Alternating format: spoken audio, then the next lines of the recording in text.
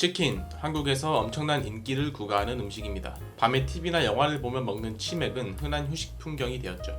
하지만 이 치킨이 어느새 3만원을 넘기고 있습니다. 싸고 맛있어서 자장면과 함께 서민 음식이라고 부르던 치킨이 서민들에게는 부담이 되는 음식이 돼버린 거죠.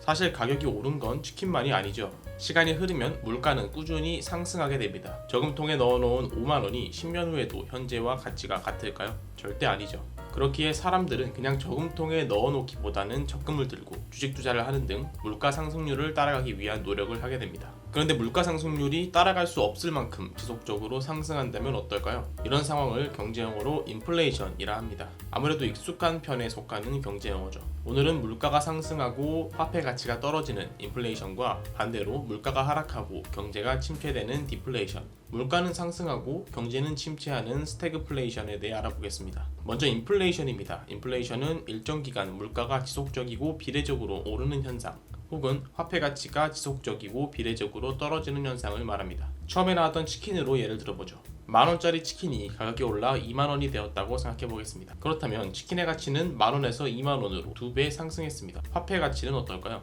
기존의 만원은 치킨 한 마리를 살 힘이 있었지만 가격이 오른 이유는 반마리 정도만 살 수 있는 힘이 있는 겁니다. 화폐의 가치가 떨어지게 된 거죠. 이러한 현상을 인플레이션이라고 하는 겁니다. 그렇다면 인플레이션은 마냥 나쁜 걸까요? 사실 그렇지도 않습니다. 기업의 실적이 좋아 근로자들의 월급이 늘어나면 사람들의 소비는 늘어나겠죠. 소비가 늘었는데 제품 공급이 원활하지 않다면 자연스레 물가는 상승하게 됩니다. 이러한 인플레이션을 수요 인플레이션이라 합니다. 이렇게 발생한 인플레이션은 경기가 좋아서 기업 실적이 좋아서 발생한 긍정적인 선순환이라고 할 수 있습니다. 그렇다고 인플레이션이 마냥 좋기만 한 걸까요? 역시 그렇지도 않습니다. 국제 유가 상승, 흉작으로 인한 농산물 가격 상승 등 제품을 만드는 비용이 상승해서 물가가 오르는 현상을 비용 인플레이션이라 합니다. 처음에 나왔던 3만원이 돼버린 치킨이 이 경우에 해당하죠. 이렇게 발생한 인플레이션은 경제에 악영향을 미치게 되어 뒤에 나올 스태그플레이션이 나타나게 될 수도 있습니다. 하이퍼 인플레이션이라는 개념도 있는데요. 인플레이션은 물가가 오르고 화폐 가치가 떨어지는 개념입니다. 이러한 상황이 극단적으로 발생하는 것을 하이퍼 인플레이션이라 합니다. 물가 상승이 너무 심각해서 정부 금융 당국의 통제를 벗어나 버린 상황입니다. 돈의 가치가 너무 없어서 종이접기용으로 쓰는 베네수엘라, 빵 하나를 사기 위해 돈을 수레 단위로 끌고 와야 했던 1차 대전 이후의 독일 등 이론상으로만 존재하는 개념도 아닙니다. 워낙 극단적인 경우이기 때문에 물가 시스템이 안정된 선진국에서는 거의 일어나지 않습니다. 전쟁이나 혁명같이 사회가 혼란에 빠진 상황에서 정부가 방만한 재정 운용으로 발생하는 경우가 대부분이기 때문이죠. 그럼에도 현실에서 일어나는 일인 만큼 통화가치 안정과 재정 건전성의 중요성은 잘 보여주는 개념입니다.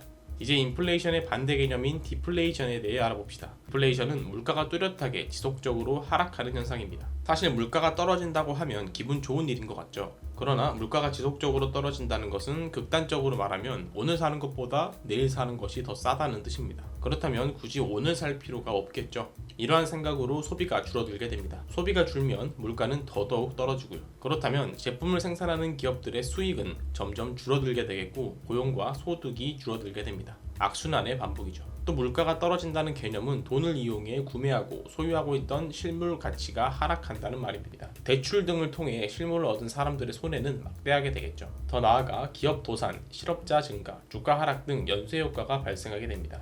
어쩌면 인플레이션보다 더 무서운 것이 디플레이션일 수도 있습니다. 마지막으로 스태그플레이션을 알아볼까요? 스태그플레이션은 침체와 폭등의 합성어입니다. 경제가 침체되는 상황에서 물가가 상승하는 상태를 의미하죠. 보통 상식적인 수준에서는 경제가 좋으면 소비와 투자가 늘어나니 물가가 오르고 경제가 나쁘면 소비와 투자가 줄어드니 경쟁력을 확보하기 위해 물가가 내려가게 됩니다. 그러나 경기는 안 좋으면서 물가는 오르는 모순적인 상황이 바로 스태그플레이션인 거죠. 이런 모순적인 상황은 왜 발생할까요? 방금 배웠던 비용 인플레이션을 생각해 봅시다. 비용 인플레이션은 제품을 만드는 비용이 올라 물가가 상승하는 상황을 말한다고 했습니다. 원자재 가격이 오르게 되면 생산 비용이 올라 제품의 가격도 함께 오르게 됩니다. 물가가 오른 만큼 직원들의 월급도 올려주면 좋겠지만 생산 비용의 부담 때문에 직원들의 월급은 동결하게 되죠.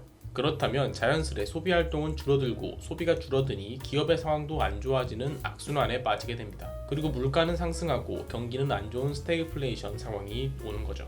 물가가 오르고 화폐의 가치가 떨어지는 인플레이션, 물가가 지속적으로 하락하는 디플레이션, 물가는 오르고 경기는 침체하는 스태그플레이션 모두 배워봤는데 이러한 상황을 해결하기 위해선 어떻게 해야 하는 걸까요? 인플레이션 상황에서는 금리를 올리고 정부 재정 지출을 줄여서 물가 상승을 늦추려고 합니다.